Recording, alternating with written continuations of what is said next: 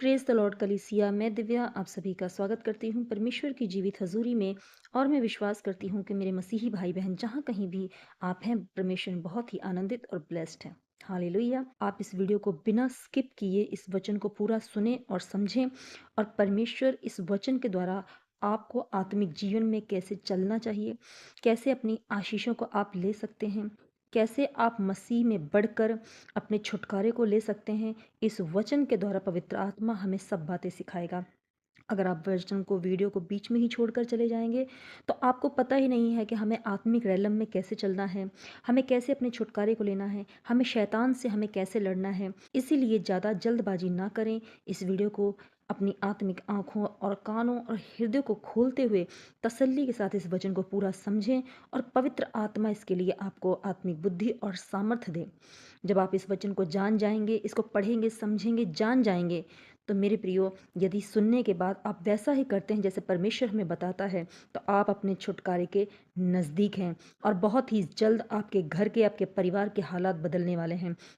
अगर आपका पति आपका शराब पीता है, आपके घर में कलेश है, आपका घर बर्बाद हो चुका है, आप किसी बीमारी से लड़ रहे हो, किसी फाइनेंशियली ट्रबल से लड़ रहे हो, आप अपनी लाइफ में स्ट्रगल कर रहे हो, अपनी फैमिली को लेकर, अपनी बॉडी को लेकर, अपनी लाइफ को लेकर दुष्ट आत्माओं के अटैक से जूझ रहे हो, तो आज का ये वचन यदि आप मानते हैं, सुनते हैं, समझते हैं और इसको फॉलो करते हैं, तो मेरा विश्वास कीजिए, आपके छुटकारे को आपसे कोई भी छीन नहीं सकता, और आप अपने छुटकारे को ले नहीं पाएंगे, और शैतान आपके पैरों तले रौंदा जाएगा, और आप अपनी बीमारियों पर, दुष्ट आत्माओं पर, अपनी परेशानियों पर, परीक्षाओं पर आप जय पा सकते हैं। हालेलुया। तो मेरे प्रियो, आइए हम वचन को शुरू करते हैं।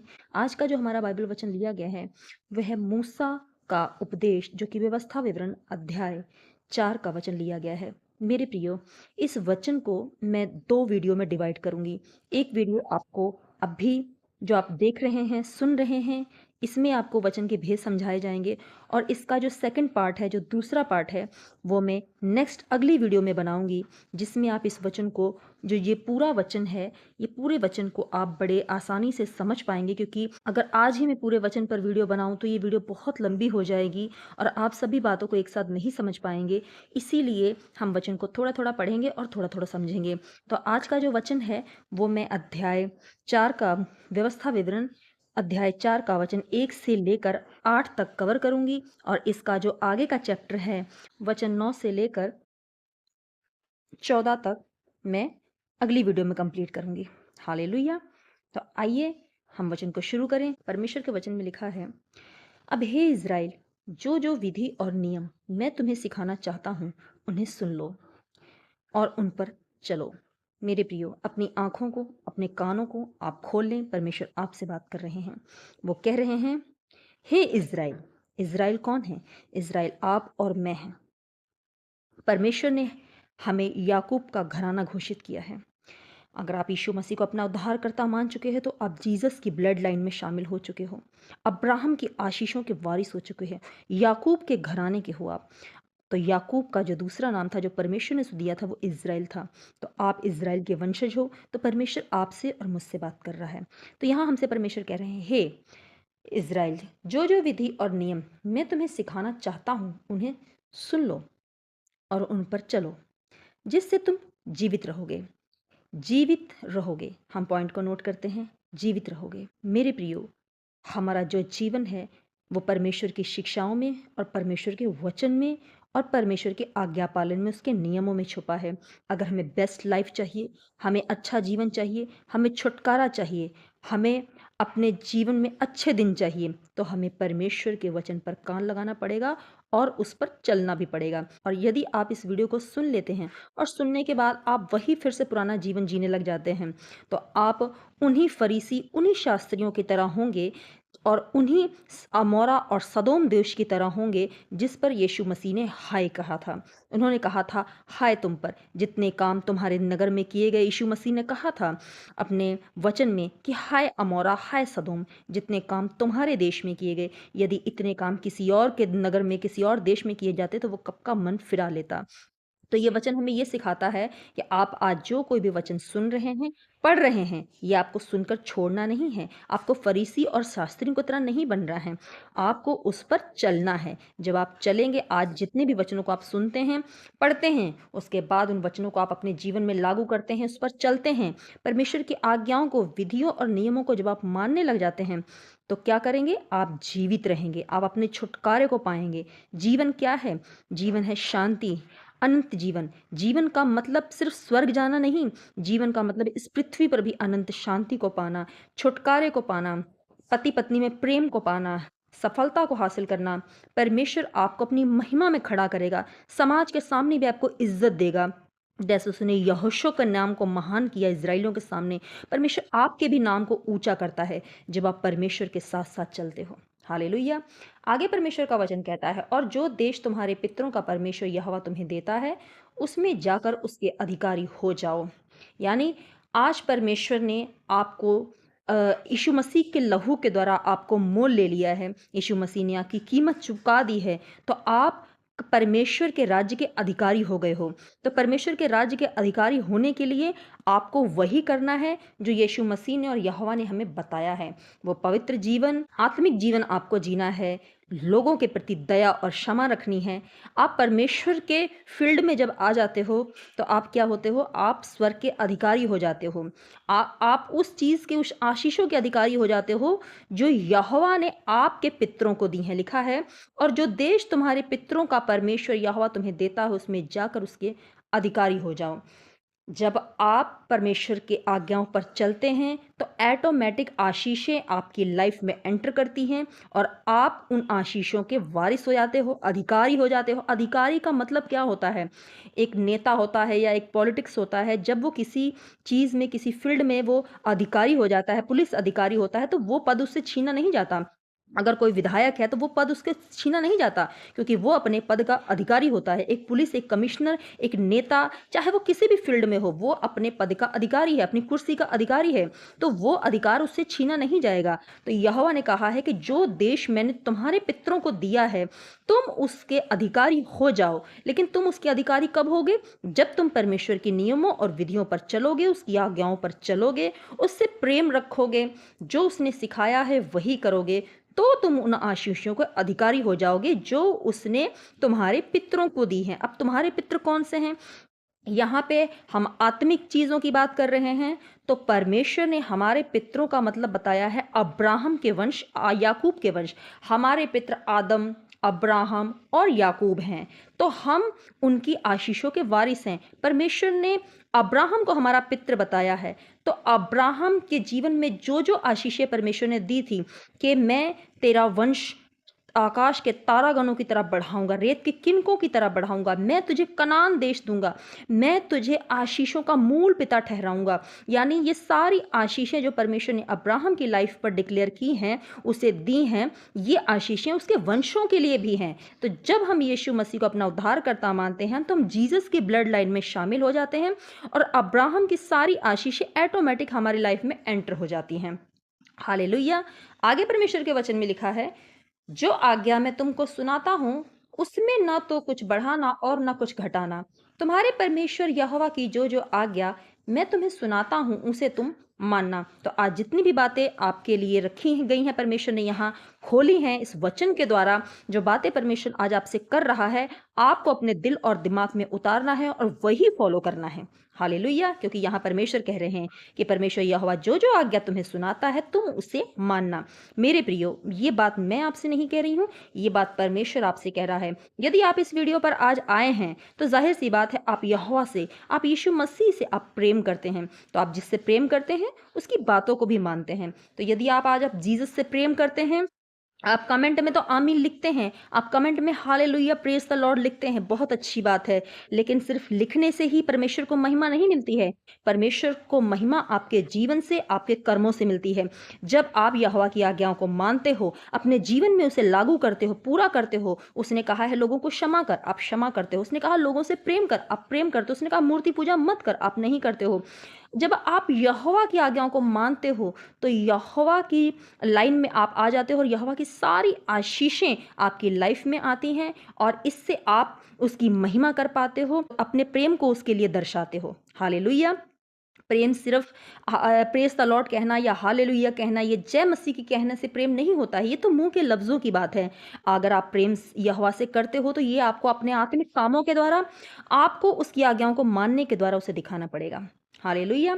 आगे परमेश्वर के वचन में लिखा है, तुमने तो अपनी आंखों से देखा है कि बाल-पोर के कारण यहोवा ने क्या-क्या किया, अर्थात जितने मनुष्य बाल-पोर के पीछे हो लिए थे, उन सबों का तुम्हारे परमेश्वर यहोवा ने तुम्हारे बीच में से सत्यानाश कर डाला है। मेरे प्रियो, परमेश्वर यहाँ हमें एक उदाहरण दे रहा है उस नगर की, बालपोर नगर।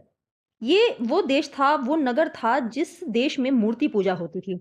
वो अन्य जातियों का देश था, मूर्ति पूजा थी, वो परमेश्वर की आज्ञाओं को नहीं मानते थे, नहीं चलते थे। तो परमेश्वर हमें उदाहरण दे रहा है कि तुम्हारे पिता ने, तुम्हारे परमेश्वर ने कैसे उन लोगों को नष्ट कर दिया था, क्योंकि उन्होंने परमेश्वर की आज्ञा को नहीं माना था, है ना? तो हमें ऐसा नहीं करना है। हमें परमेश्वर उदाहरण दे रहा है कि तुम उनके जैसा मत बनना, तुम बालपोर जैसे मत बनना, तुम अन्य जातियों जैसे मत बनना। बालपोर का मतलब है अन्य जातियों जैसे, जैसे बाकी लोग मूर्ति पूजा कर रहे हैं, बाकी लोग पाप का जीवन जी रहे हैं, नशा व्यभिचार कर रहे हैं, मार काट कर रहे हैं, आपको वो नहीं करना है। आप परमेश्वर के बेटे और बेटियां हो, आपके जीवन से कोई भी शैतानी काम नहीं होना चाहिए, आपके जीवन से परमेश्वर की महिमा होनी चाहिए। तो परमेश्वर में बार बार चेतावनी दे रहा है कि तुम बालपोरी जैसे काम मत करना, क्योंकि उन्होंने अपने कामों की वजह से वो नष्ट हो गए थे। परमेश्वर ने उन पर क्रोध किया उनके कामों की वजह से, और परमेश्वर ने उनका सत्यानाश कर डाला। हालेलुया! आगे लिखा है, परंतु तुम जो अपने परमेश्वर यहोवा के साथ लिपटे रहे हो, सब के सब आज तक जीवित हो। सुनो, मैंने तो अपने परमेश्वर यहोवा की आज्ञा के अनुसार तुम्हें विधि और नियम सिखाए हैं कि जिस देश के अधिकारी होने जाते हो उसमें तुम उसके अनुसार चलो। इसीलिए तुम उसको धारण करना और मानना, धारण करना और मानना।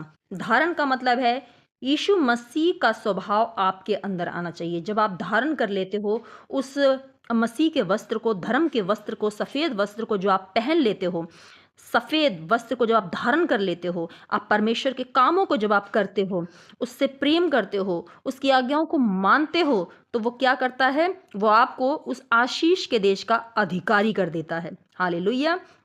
क्योंकि और देश के लोगों के सामने तुम्हारी बुद्धि और समझ इसी से प्रकट होती है। जब आप परमेश्वर के आज्ञाओं पर चलते हैं, उसको मानते हैं, मसीह की तरह प्रेम करते हैं, लोगों को क्षमा करते हैं, भले कामों को करते हैं, बीमारी को सुधी लेते हैं, नशा पाप नहीं करते हैं, सुसमाचार को सुनाते हैं, लोगों को धार्मिकता पर चलने की शिक्षा देते हैं, परमेश्वर के सारे कामों करते हैं जो आपने अपने आइडल को, यीशु मसीह को करते देखा था। जब आप वही काम, वही स्वभाव जब आपके अंदर आ जाता है, तो लिखा है कि तुम्हारे कामों की वजह से तुम्हारे पिता की महिमा होती है, और इसी की वजह से तुम लोगों के सामने बुद्धि और समझ प्रकट करते हो।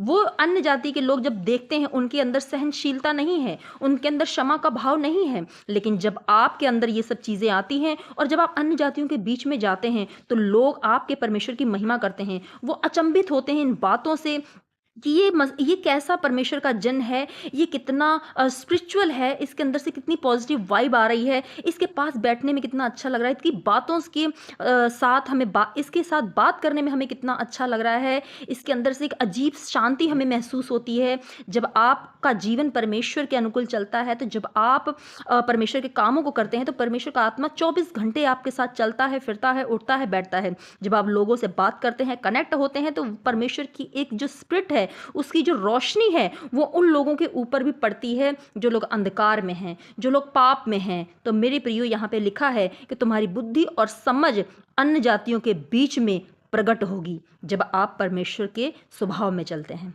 हालेलुया! आगे लिखा है, अर्थात वे इन सब विधियों को सुनकर कहेंगे कि निश्चय ये बड़ी जाति और बुद्धिमान और समझ है। यहाँ पे देखिए, हमने वचन बाद में पढ़ा, लेकिन मैंने आपको पहले ही समझाया। क्या लिखा है? आपकी बुद्धिमानी और समझदारी से निश्चय ही वो लोग कहेंगे कि ये एक बड़ी जाति है। किसकी वजह से? क्योंकि आपने यीशु के आज्ञाओं को माना, यीशु की तरह आपने जीवन को जिया, आप लोगों को क्षमा कर रहे हो, प्रेम कर रहे हो, आप बाइबल के अनुसार चल रहे हो, पाप का जीवन छोड़ रहे हो, लोगों को धार्मिकता की शिक्षा दे रहे हो, गवाहियाँ दे रहे हो, लोगों के लिए भले कामों को कर रहे हो, तो जब आप ऐसा करते हो तो आप दुनिया से अलग नोटिस किए जाते हो, तो लोग आपको नोटिस करते हैं और यही परमेश्वर की महिमा है। आप परमेश्वर की महिमा सिर्फ बाइबल पढ़कर या उपवास रखकर नहीं, बल्कि अपने जीवन से परमेश्वर की महिमा आप करें। जब आप ऐसा करते हैं तो परमेश्वर भी इसका प्रतिफल आपको देता है। वो कहता है, परमेश्वर के वचन में लिखा है कि मजदूर को उसकी मजदूरी दी जाएगी। जब आप परमेश्वर के लिए पूरी तरह से अपने जीवन को समर्पित करते हैं, आप अपने घर में ही चाहे कितना भी कलेश हो रहा हो, लेकिन आप अगर परमेश्वर के लिए मार भी खा रहे हैं तो वो आपका हिसाब जरूर लेगा। अगर परमेश्वर के लिए आपको जलील किया जा रहा है तो आपके आंसुओं का हिसाब लिया जाएगा। परमेश्वर के लिए जब आप कुछ भी कर रहे हैं तो आप उसके लिए दुखी ना हो, आप आनंद मनाएं। हालेलुया। क्योंकि परमेश्वर उन्हीं लोगों के बीच में जहां आप गिराए जा रहे हैं, नफरत के हकदार हो रहे हैं, लोग आपको नफरत की निगाहों से देख रहे हैं, उसी देश में उन्हीं लोगों के बीच में परमेश्वर आपको महिमामय करेगा, आपको उठाकर खड़ा करेगा और एक दिन बड़ी टेस्टमनी को दुनिया के बीच में लाकर खड़ा करेगा आपकी। हालेलुया। लेकिन कब? जब आप परमेश्वर की आज्ञाओं को मानेंगे, चलेंगे।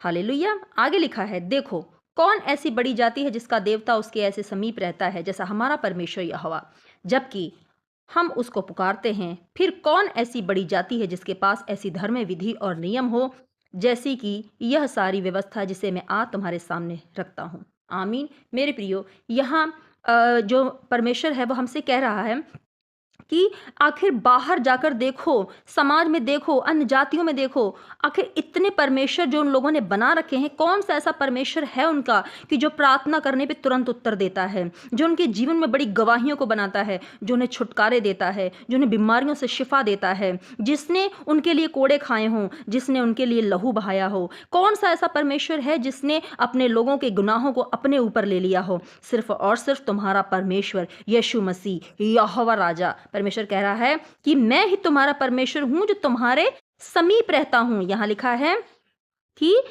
देखो कौन ऐसी बड़ी जाति है जिसका देवता उसके ऐसे समीप रहता है जैसे हमारा परमेश्वर यहोवा। बाइबल यहाँ पे डिक्लेयर कर रही है कि सिर्फ तुम्हारा ही परमेश्वर यहोवा है जो तुम्हारे समीप करीब रहता है। करीब का मतलब आप कहीं भी हो, किसी भी स्थिति में हो, चाहे आप लैट्रिन में बैठे हो, चाहे आप पति पत्नी रिलेशन बना रहे हो, या कहीं भी आप बाहर रोड पर चल रहे हो, आप कहीं भी तूफान में हो, आग में हो, पानी में हो, किसी भी स्थिति में हो, परमेश्वर कह रहा है तुम्हारा परमेश्वर हर समय तुम्हारे साथ साथ चलता है, तुम्हारी बातों को सुनता है, और जब तुम पुकारते हो वो उसी समय उत्तर भी देता है। आखिर बाहर ऐसा कौन सा परमेश्वर है? कोई परमेश्वर नहीं है। यहोवा का नाम सब नामों में ऊंचा है, महान है और अद्भुत है। हालेलुया। तो मेरे प्रियो, परमेश्वर कह रहा है कि मैं इकलौता ऐसा परमेश्वर हूं, मैं ही एक अल्फा ओमेगा हूं, मैं ही आदि और अंत हूं।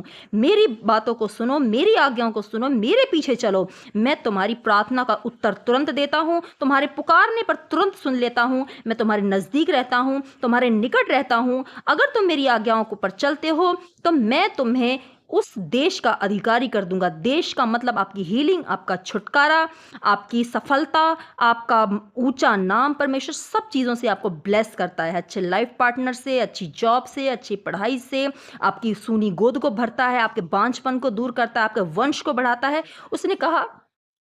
उसने कहा जितनी आशीषें तुम्हारे पितरों की हैं वो सब तुम्हारी लाइफ में एंटर करेगी। यानी जितनी आशीषों के वारिस अब्राहम थे, उनके वंशज थे, वो सारी आशीषें हमारे ऊपर ऑटोमेटिक हमारी लाइफ में एंटर हो जाती हैं जब हम यीशु की आज्ञाओं पर चलते हैं, यहोवा की आज्ञाओं पर चलते हैं।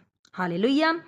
तो मेरे प्रियो, आज हम इस वचन को हमने व्यवस्था विवरण अध्याय 4 का वचन 1 से लेकर 8 तक पढ़ा है। आज हम इस वचन को यहीं पे आमीन करते हैं। आगे जो हमारा चैप्टर है वो अगली वीडियो में आपको मैं कंटिन्यू करूंगी। वचन 9 से लेकर वचन 14 तक इस चैप्टर का मैं आगे अगली वीडियो में कंटिन्यू करूंगी, जिससे आपको इस पूरे चैप्टर के बारे में अच्छी तरह से समझ में आए और आप जान पाएं कि और परमेश्वर हमारे लिए क्या क्या करता है, वो कितना महान है। हालेलुया। तो आशा करती हूँ कि आज की वीडियो आपको अच्छी लगी है। यदि ये वचन आपको अच्छा लगा है, वीडियो अच्छी लगी है, तो प्लीज़ इस वीडियो को ज़्यादा से ज़्यादा लोगों तक शेयर करें, ताकि वो भी परमेश्वर की आज्ञाओं को सुनकर आशीषों के वारिश होने पाएँ। मेरे प्रियो, अगर आप मेरी वीडियो पर पहली बार आए हैं, तो मेरे चैनल को सब्सक्राइब ज़रूर करें, बेल आइकन को प्रेस करें, कमेंट में आमीन ज़रूर से लिखें, वीडियो को लाइक करें, ज़्यादा से ज़्यादा शेयर करें। मिलती हूँ अगली वीडियो में, तब तक के लिए आप सभी को मेरा जय मसीह की। God bless you all.